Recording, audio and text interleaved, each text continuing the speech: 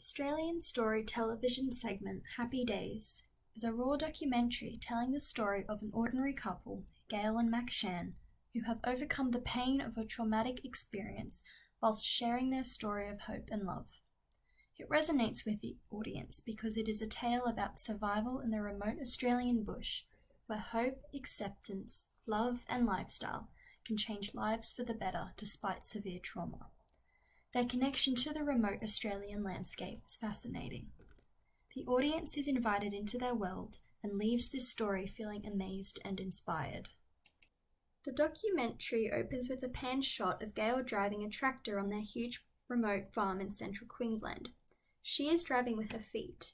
The audience's curiosity is immediately sparked. The audience is given insights into their remote Australian lifestyle and the relationship extending to a business partnership, deriving income from the land through horses and livestock. Importantly, we see that Gail and Mac's connection gives them purpose to go about their life. Through pan shots and close-ups, we see them checking the horses, cattle, crops, and for new life with baby animals, which highlights their sense of purpose on the farm. It's a big property for the two of them to manage, an impressive feat, particularly for audience who live in metropolitan areas and have never lived remotely. Most people experience sadness, loss, and difficulties through life. This documentary highlights how a young, active woman almost lost her life, endured severe trauma and injury, and overcame this near tragedy to find happiness. I don't think I would have had a clue what 20 years down the track would have looked like for me. It was a traumatic time, and in the back of your mind you think, how am I ever going to be fully happy?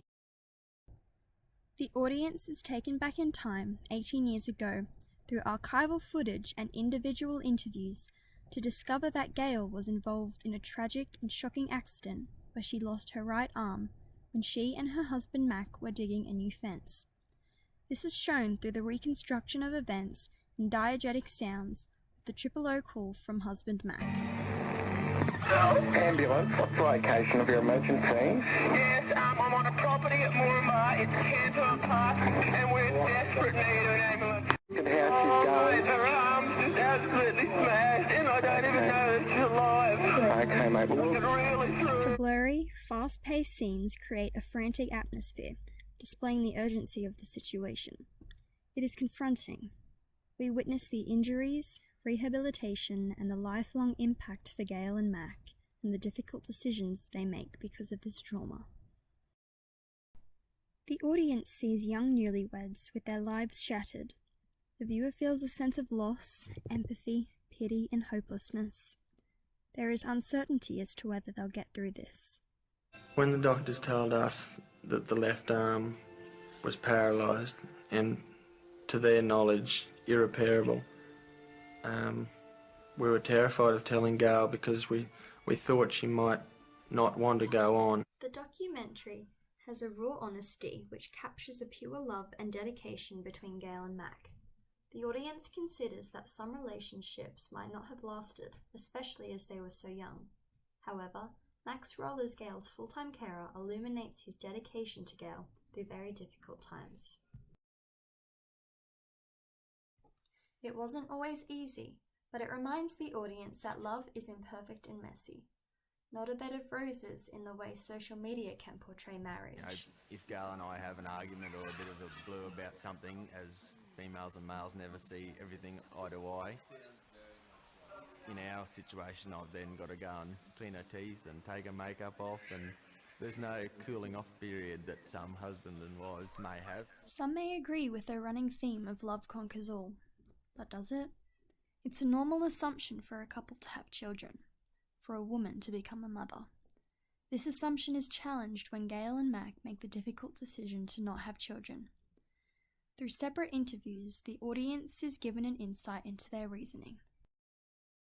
I mean, she's never going to be able to pick her own child up. She's never ever going to be able to feel her own child with her hands like so many people can.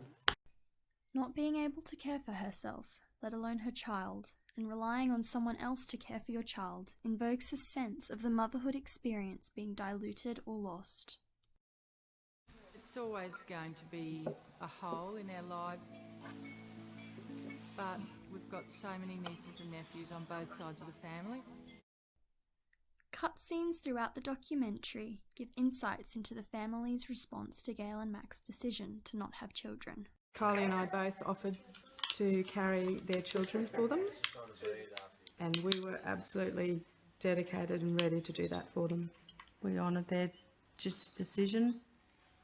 I wish they probably had have. The audience may also consider children not impossible, though this expectation is tested when it is made clear they are very private people and prefer not to accept any external help. Through the Shan's journey of recovery, the audience is given insights into Gail's connection with the horses and how they helped her find hope and acceptance. Accepting loss and realising their capabilities, Gail and Mac have shown their strength to get happiness out of what they have in their life. Horses have always been a part of Gail's life. Cutscenes to her rodeo riding days show her fierce and competitive nature. Through the dialogue of Gail, you can hear sorrow in her voice after realising she can't ride anymore. It all became 10 times worse when we knew that that arm didn't work. Medium shots of Gail standing by the horses in her early days after the accident creates a bittersweet moment and sense of sadness for the audience as we understand that she can't fulfill her passion of riding anymore.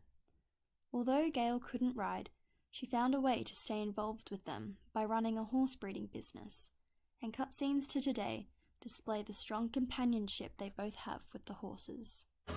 I can't ride and compete anymore, but having horses like him around and his progeny around, it sort of fills that void. It is from this connection the audience begins to understand the meaning behind the importance and special bond of Gail and the horses. They are her children, and they helped her through the trauma to find happiness, purpose, love, and comfort.